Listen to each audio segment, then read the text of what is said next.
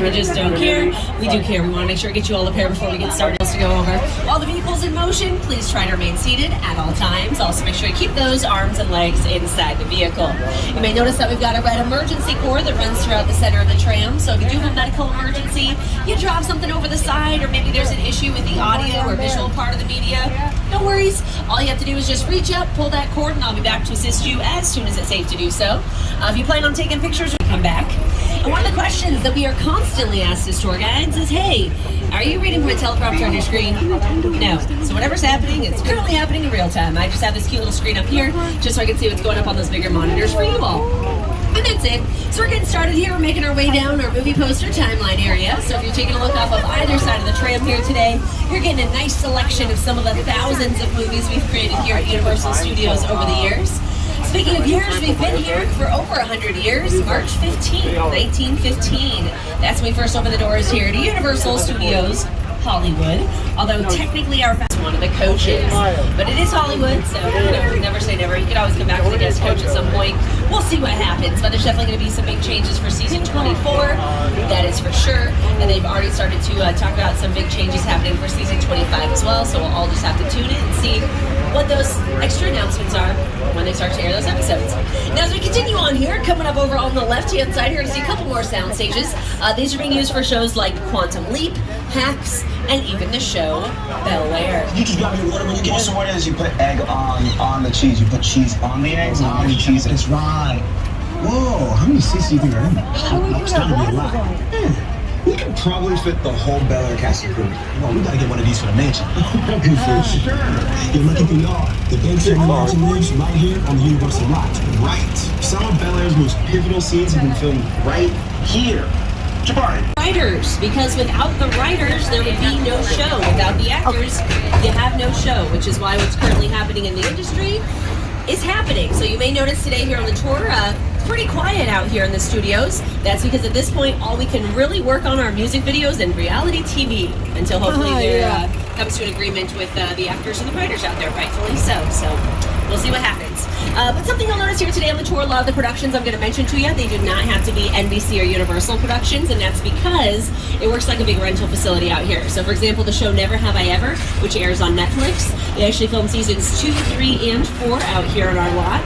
They film the majority of those scenes off to the right-hand side inside of sound stages 16 and 17. And before they moved inside those structures, those same sound stages used to be home to this show, The Good Place. Your show straight. Cool. This location, the afterlife, I've never ever seen this. You're in the good place. I'm not supposed to be here. I can't risk going to the bad place. Maybe he's not. Doesn't sound awesome. That's where they filmed the movie. Or the show. And then coming up here over on the left-hand side, you are about to see a celebrity sighting today. That's right, we got Ted hanging out here on the lot with his little martini glass in hand, of course. Ted's probably celebrating the fact that there's a new TV series that is all about him, Ted, that has been filming here on our lot over the last couple of months. So very exciting news for our Ted fans. The martini glass is holding on to back there. It's a nice reference to a filming term, martini shot. So when you're on set, you hear something called martini shot, you're going, yes. That means it is the last shot of the day, then you get to go home and make yourself a martini if you're of age. So you're just hanging outside of our production bungalow area off to the left. This is where our pre-production or the planning process takes place. In fact, we're about to pass by $7 Productions. That's Dwayne "The Rock" Johnson's production bungalow here on our lot.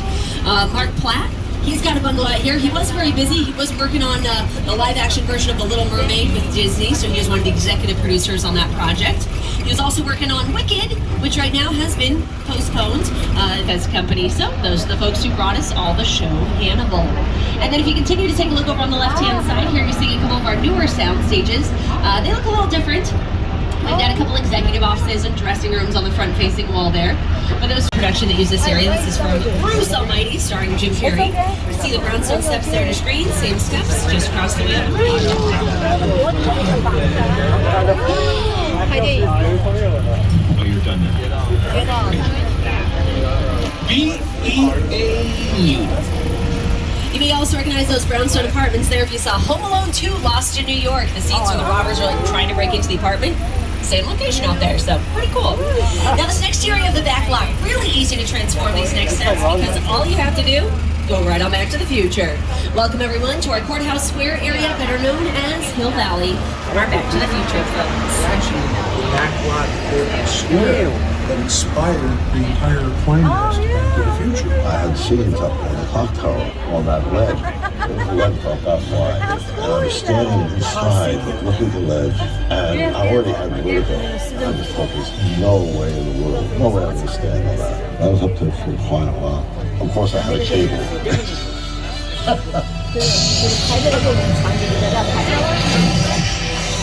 Now you may notice that the clock tower off to the left-hand side there versus what's up on your screens right now looks a little different because it is different. We've actually placed one facade or one fake wall in front of the original facade to give it a more generic look, and that's because they filmed 5 seasons of Ghost Whisper out here. So they wanted to make this area not quite as recognizable to all of our Back to the Future fans. Plus, we have a lot of commercials that like to film out here. Shows like Parenthood and Rutherford Falls, they've done a lot of back to production out here. So at this point, it's kind of like our Anywhere USA town, if you will. But also coming up next, we're going to take you to a more specific location here in the U.S., specifically New York. So at this point, welcome to the Big Apple. Hey everyone, welcome to New York. I got my start right here in New York on Saturday Night Live. This is actually my old neighborhood. An old woman, tough lady. This is my favorite hot dog guy. Hey buddy, how's it going? Remember me? No. Just like old times. Gotta love New York City. Hey, I'm walking here. Hey, it's cool guys. I was just, just walking there. So it's not exactly New York, but a lot of times when you see New York in the movies, it was shot right here on the Universal Metro sets. If you can make it here, you can make it anywhere. Even if you make it here on the Universal lot.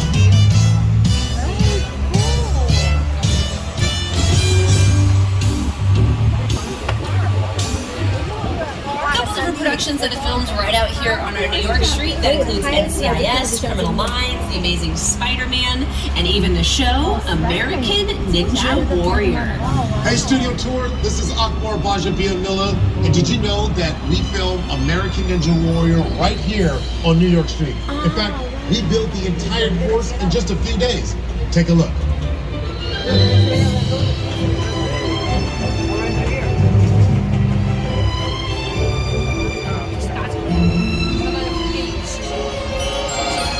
Be sure to watch this season on Mondays on NBC and stream next day on Peacock. No, I mentioned that The Amazing... Dropped it from a crane. You dig like that in Chicago, When people ask me all of the movies I've ever done, what was the most satisfying and the most fun, I've got to say Blues Brothers. We got to sing, we got to dance, got to drive, and trained with the best stunt people in the world, and got to be an actor and a writer. So it was a good piece of work. Danny called John America's Guest because just to walk into anybody's house. During the shooting of the movie, John was missing. We couldn't find him. Danny went off looking for him and saw a light on in this one house and knocked on the door. I said, sir, we're doing a movie down here. We're looking for one of our actors. Oh, John, yeah, he's on my couch. He came in, he had a snack a couple hours ago. He's sleeping. He was America's Guest. I mean, literally that happened. I saw that movie on TV when I was about 8 or 9 years old, and I wanted to become a filmmaker. I like films that just take you away from your real life and sweep you up on the edge. Comedy does that. I mean, you're on board the ship, you're sailing to a lost island, you're encountering monsters and creatures from prehistoric times. So I was thrilled when Universal invited me back to Skull Island, and it's great to have you along for the ride. Now, we have created this 3D immersive experience, so you're going to have your...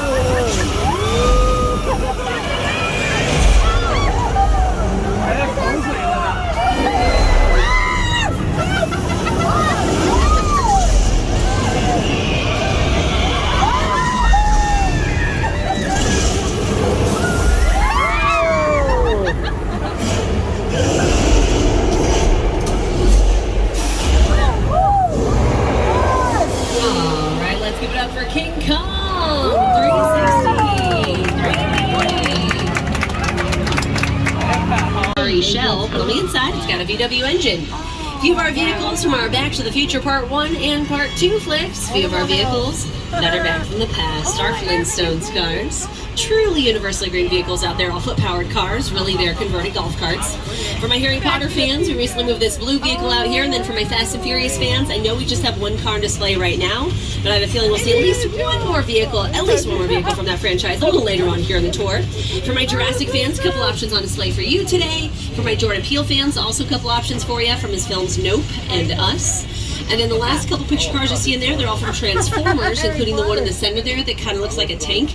In fact, everything on the outside is actually made out of lightweight wood material. It's a lot easier to move around on set, a lot easier to blow up if need be. What guys looks like right now, looks like we're going to go ahead and switch gears here. In fact, I am going to let this guy introduce our next location.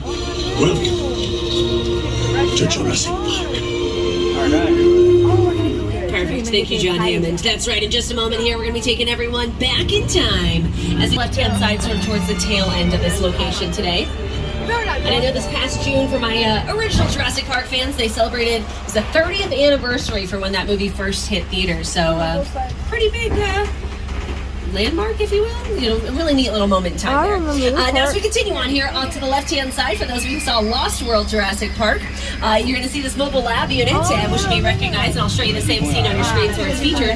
But this mobile lab unit, just like that tank from Transformers, it is also made out of a lightweight wood material. Looks like it's being dragged off the edge of a cliff by that angry Mama T-Rex. Well, that cliff on your screens, that is a parking structure on our front lot.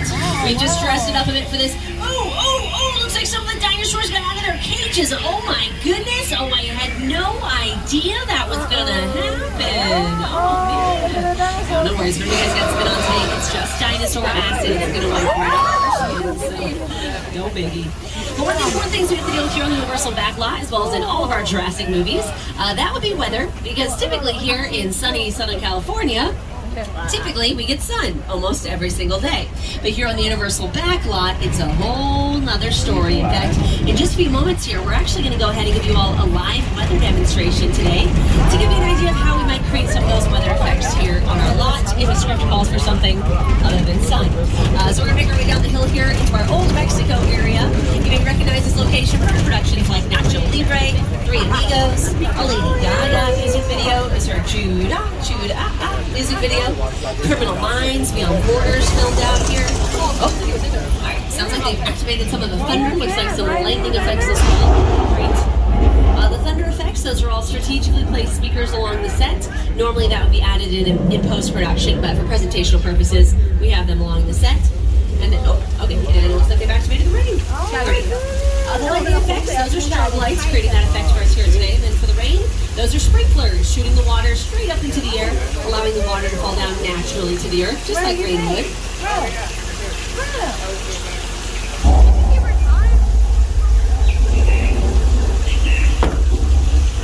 You know, normally at this point in the tour, this is where they turn off the rain effects. Weird. Looks like we don't have anybody up in the weather booth right now. Here it goes. Okay, you know what, everyone? No worries. You know, I'm sure we'll have someone out here in just a few moments. Oh, no. Oh, boy. Okay, looks like all that rain, we just caused ourselves a make sure you keep those cameras nice and protected. But I'm sure you'll all be very happy to know that all that flash flood water you see there, it's all recycled water. We do cycle it right back up to the very tip top of that hill. And we just saw flash flood up close and personal. You may have also recognized that location if you saw this movie, Big Fat Liar.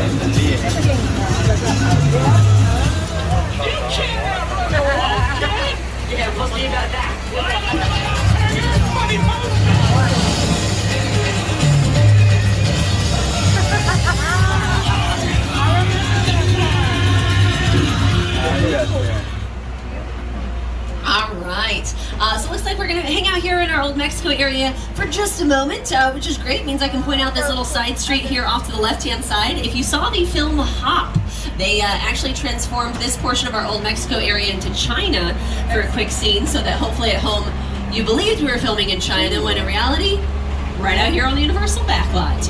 Now as we continue on here, looks like we're going to go ahead and hop that border out of our Old Mexico area into our 6 Points location. And since we're right around 6 Points, it means at this point in the tour, we're about halfway through. So here's that first friendly reminder for you. We still have that red E-cord that's located directly in the center of the tram. So if you do have a medical emergency, you drop something over the side, maybe it's an extreme bathroom emergency, you do have that as an option. Otherwise, we'll just remain seated, continue on here with the tour.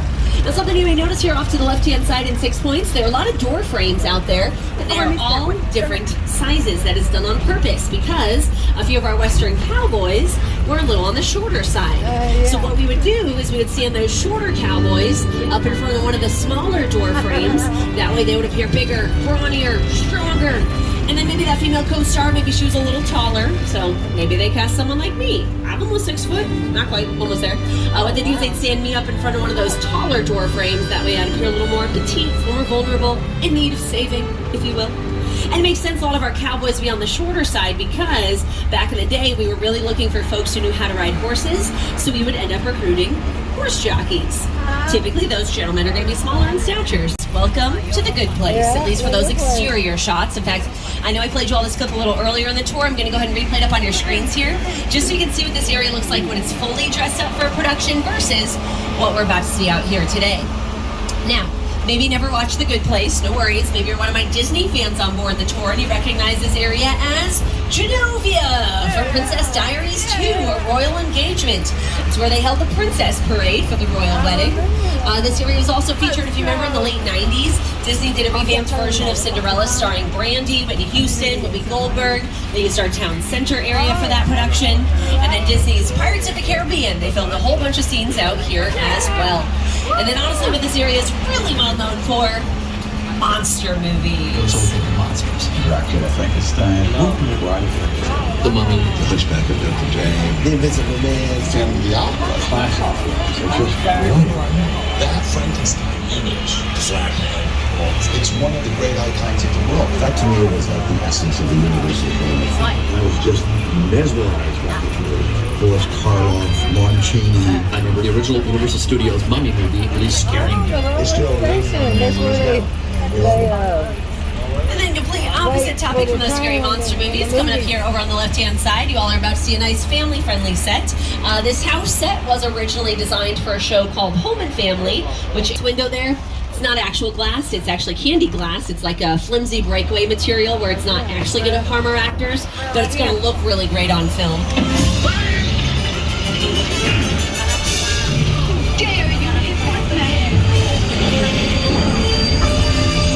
What's that part right there?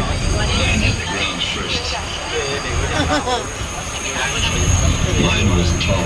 Alright, so as we continue on here, maybe at this point in the tour, maybe some of us are still feeling a little bit of that trauma from that whole flash flood scenario.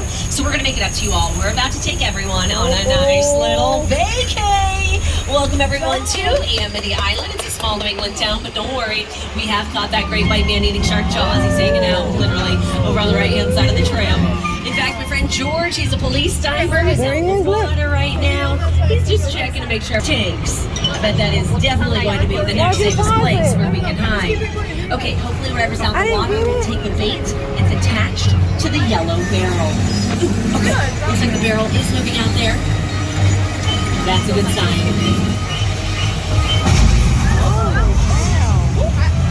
Okay, well now looks like it's attacking the dock instead. Well, you know, they said there are no more sharks out here, so, you know, it must just be a really...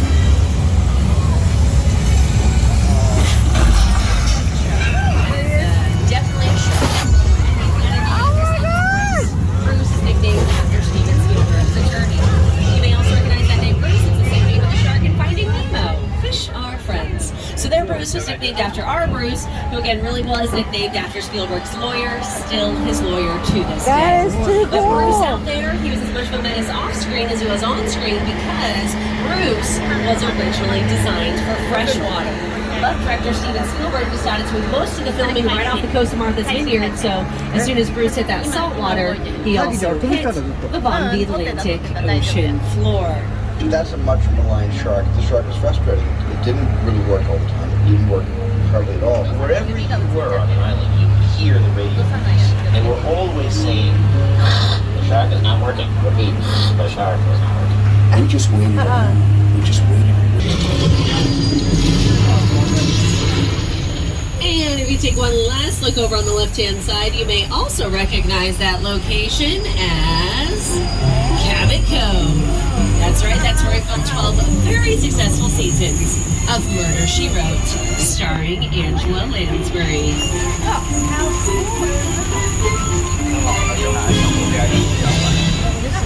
And as we start to make our way up the hill here, coming up over on the right-hand side, you all are about to see our chicken ranch, which was originally designed for this production. Out in the backyard for about 2 seasons. So essentially, if you're filming inside the house and the camera sees outside the window, we want to establish that, yeah, they've got a neighbor, but if you never end up seeing inside the neighbor's house, we're not going to end up building something the camera never ends up seeing. And speaking of neighbors, you may recognize this neighborhood. For those of you who are my Desperate Housewives fans, welcome everyone to Wisteria Lane. This is where they wrapped their 8th season of Desperate Housewives. Now, even if you never watched that show, no worries. You've probably seen this neighborhood before. We call it Colonial Street. For example, off to the left here, this lilac-colored house, that's actually 1313 Mockingbird Lane. That's where we filmed the original Munsters TV series. Right next door, this bright yellow house, if you're watching the show Never Have I Ever, that's where the main girl, Davy, that's where her character lives. Then we've got this slate gray colored house with the red front door there, this big side yard area that was actually featured in the very last episode of Superstore. This big barbecue scene that took place out there. And then this area has actually been closed off pretty sporadically here over the last couple of months to the studio tours, and that's because that new TV series, Ted, again, the one about the super adorable but very naughty teddy bear Ted, they've been doing a lot of active production out here. So if you plan on watching that show, definitely keep an eye out for this neighborhood. Another very popular use of this neighborhood is car commercials. We've got this nice turnaround point here. It tends to showcase those cars quite nicely in a very traditional looking neighborhood. And most of the homes you're seeing out here today, most of these homes, they're either facades, so again, just the fronts and sides, or they're shells, meaning they're all 4 walls, but nothing inside. So for the most part, we're just using this neighborhood for those exterior shots. If you were to film inside of one of these homes, basically, we're having our actor go up to that front door, they're starting to open the door, they're waiting for the director to yell cut, and then everything else that's filmed inside, that's all going to be built inside of a sound stage, and then we're going to edit those 2 scenes together, so that way it looks like it's one continuous location. So I do apologize if I'm breaking some hearts today. You can't actually live on Wisteria, but it's still really neat that we get the chance to explore this area on the studio tour. In fact, let me go ahead and show you a couple more quick examples on your screens of other productions that have used this area over the years. The Burbs with Tom Hanks, Casper the Friendly Ghost, the whole opening sequence filmed out there. Nelly filmed a music video out there with Kelly Rowland. Smash Mouth, they filmed their for my Fast and Furious fans, as promised, at least one other vehicle, technically 2 cars from that franchise, both of the burnt orange vehicles. So we've got the truck out there from the 4th installment of those Fast and Furious movies, and then the muscle car on the end here from Furious 7. And all of these picture cars, they're all currently parked right alongside the motel we have out here in our lot. Some people say the owner of this motel, he's a little different. I say the owner of this motel, he's a little psycho. Welcome everyone to the Bates Motel and the Psycho House.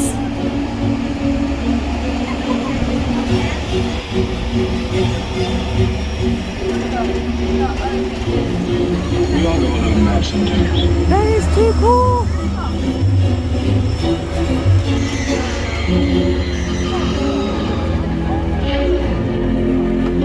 Oh, looks like my friend Norman Bates is home today. Norman's home. Hey, Norman.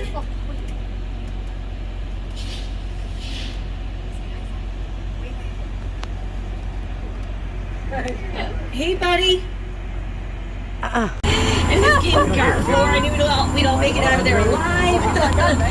All right, we're going to go ahead and leave that Psycho area behind, and instead we're going to continue to make our way up the hill past that original Psycho house, where we are about to show you all one of the most spectacular sets we have here on the Universal Backlands. Welcome everyone to Steven Spielberg's crash site from War of the Worlds. And this is an actual Boeing 747 that was specifically destroyed for this. This site set is a perfect example of a set that is all designed When you sit down to talk about what if you said everything down right in a big video? because it's just something you don't see. You're doing good.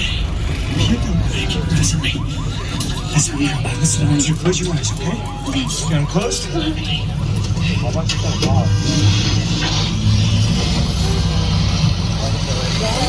Robbie, get in.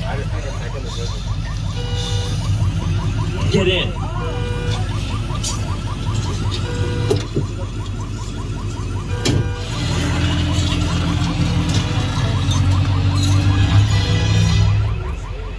At this point in the tour, we've got about 10, maybe 15 minutes or so left until we're back at our unload area. So here is that final friendly reminder for you. We still have that red E-core that's located directly in the center of the tram. So if you do have a medical emergency, you drop something over the side, you still have that as an option. Otherwise, we'll just remain seated, continue on here at the tour. Now, as we start to turn the corner here, off to the left-hand side, all the way out in the distance there, you can see a big blue screen. Sometimes it's a green screen. It's part of our Falls Lake location. In fact, I can show you a couple quick examples here on your screens of some productions that have used that area over the years. So originally, our Falls Lake area was a lake, and a waterfall used to fill it up.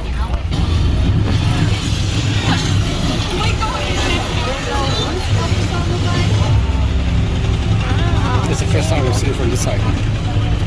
You don't always go around. Our Falls Lake area was also featured in Inception. It was the scene where the bus falls off the edge of the bridge into like a in Santa Clarita. So once they were done with their production, they wrapped up all those set pieces, brought them out here, so we could all enjoy them on the studio tour, even if from a distance today.